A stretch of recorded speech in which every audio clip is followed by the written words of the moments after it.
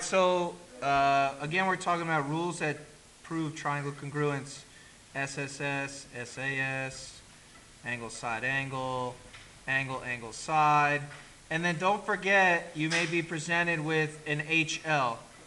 An HL. This actually here is an example of HL where you have a hypotenuse and a leg. A couple you can't use. Don't forget angle side side. If you're presented with this, or an angle. A couple rules you can't or will not be able to use.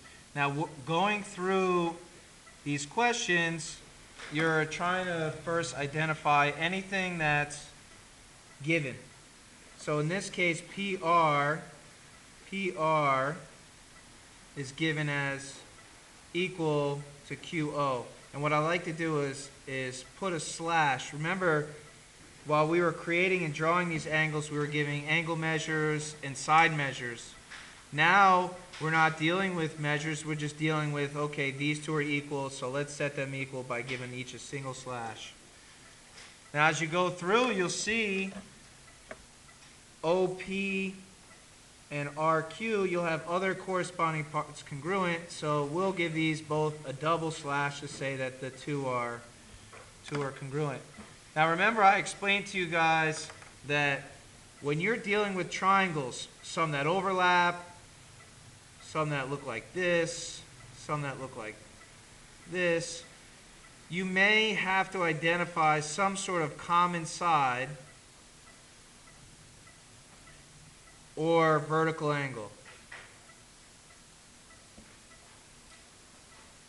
In this case, we have both triangles with a common side, so I'm just going to triple slash the one slide to identify, or even just to note that I've identified this as a common side. OR is part of both triangles, therefore it's congruent to both triangles. Now, I have side, side, side. I've identified these two triangles congruent by side, side, side. Now that allows me to eliminate a couple answers, but if I want to go forward, I also want to look at corresponding parts. So if you see, these congruent statements are different. You have R and Q. So I know a corresponding part here is the P and the Q. I know both these are corresponding parts of congruent triangles. So P and Q should match up in the congruent statement. If you look at answer choice C, Q and P correspond. Now let's look at this next example of a problem here. Basically what they're doing is, which triangle can be proven congruent to triangle ABC? So which one of these is given the proper slashes and arcs where I could say that the two are congruent? Now look, I have an angle, side, angle, and a side, so they're giving me 4 parts. I need to find which of these triangles give me 3 parts that match. I'll tell you right away, answer choice A is correct because it gives us the double slash for the hypotenuse. It gives us a matching angle here and here, and a matching angle here and here. So I could say these two are congruent by angle, angle, side. Now some of what you'll be identifying is the fact that this is a single slash. This part here, where here it's a double. So because this is single and this is double, you basically have the understanding that they are not congruent. You're looking to identify congruent parts. Same thing here. Here in this line they give you a single slash. Here there's no single slash, and same goes for answer choice D. Here they give you a double slash. Here there's no matching double slash. This is the only triangle that has matching slashes and arcs and a good rule like angle, angle, side. Yeah, because if you rotate this, like you said, if I rotate this, that's a good point. Rotated, And that's a lot what they talk about triangle congruence. If you rotate this, it'll come out the exact same. Yeah, well, if you rotate this, it will maintain, what we say, congruency. Congruency. I don't know if that's a real thing, but we'll just say it's congruency. That's a couple good points there. Let's look, move forward a bit here. Here's a great example. Look at what's given. GJ and JI. I'll double slash this. You have two congruent right angles. And then, like we pointed out on the page before, here is where you have to identify this as a common side. It's not given to you here. Nothing said in the question, but the understanding is both these are congruent, so we would be able to use side angle side. Because what I have here is a side, an angle, and a side. Now we talked about this one yesterday. Here you have again the common side, you have a side angle side. But remember yesterday we drew two congruent triangles and then we pointed out how because these two triangles are congruent, you'll have other parts congruent. What are those other parts? Let's use another color here. The other parts would be angle A and angle C. We're using side angle side here. And then the other part would be AD and DC. This part is congruent. And then this angle here, we could say, would be congruent. So we would use the answer choice C here. I like this example 5 because here it presents us with a matching slash, and an angle. Oh, my slashes and arcs match up. I'm good. That's the answer.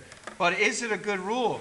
Well, I'd identify this as angle side side, and we know that this is not a proper rule. So actually, even though the arcs and slashes match up, the rule does not hold. So we got to look on forward.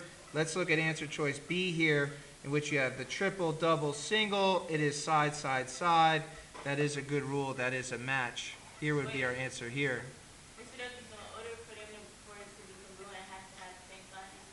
Yeah, this is how they're telling you. They're telling you this side is congruent to this side because both have, basically, you could say corresponding slashes. Yeah, these slashes match these slashes. If you look at answer choice C, you see this has a double, which doesn't match up with the triple here. And this has a triple, which doesn't match up with the double here. So this is the best match. It's like a matching question. So